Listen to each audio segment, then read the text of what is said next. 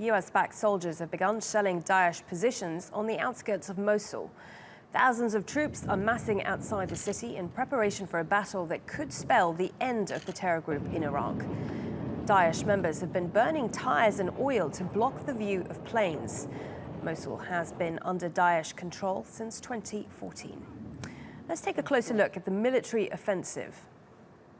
Around 60,000 Iraqi government troops and US-backed militias are said to be taking part.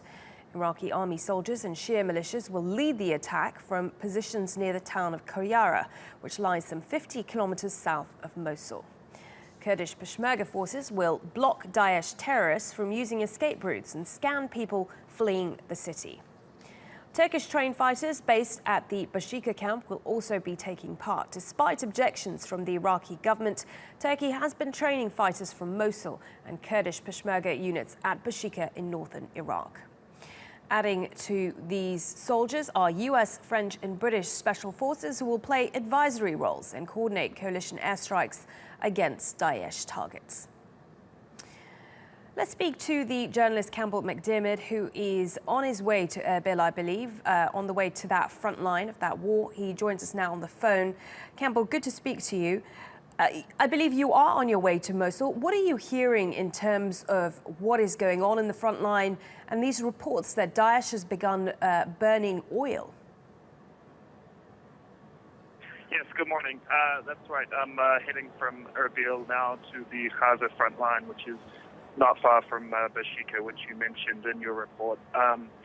What we're seeing at the moment is a very large build-up of troops, Iraqi security forces and Peshmerga heading to the Hada front line, which is leading people to think that probably the operation is going to start, if not today, then the next couple of days. And as you mentioned, ISIS is deploying one of their tactics, which they use to try and thwart coalition airstrikes, which is to set oil wells on fire.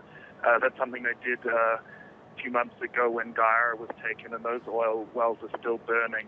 Whether or not it's very effective against the coalition jets is hard to say, but it may be more of a sign of their sort of desperation and preparation for this coming battle.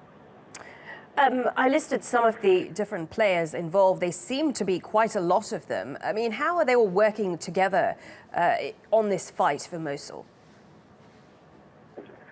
I would say that a lot of the players you mentioned are uneasy allies at best. The coordination that I've seen has not been particularly close at times. The Peshmerga and the Iraqi security forces have somewhat of an uneasy relationship. But then when it comes to the Peshmerga and the Shia militias, that's even less coordination, I would say. And you mentioned as well that Baghdad is not happy about the presence of Turkish troops around Bashika. Okay, Campbell, good to speak to you. Campbell McDermott, a journalist heading to that front line there on the phone.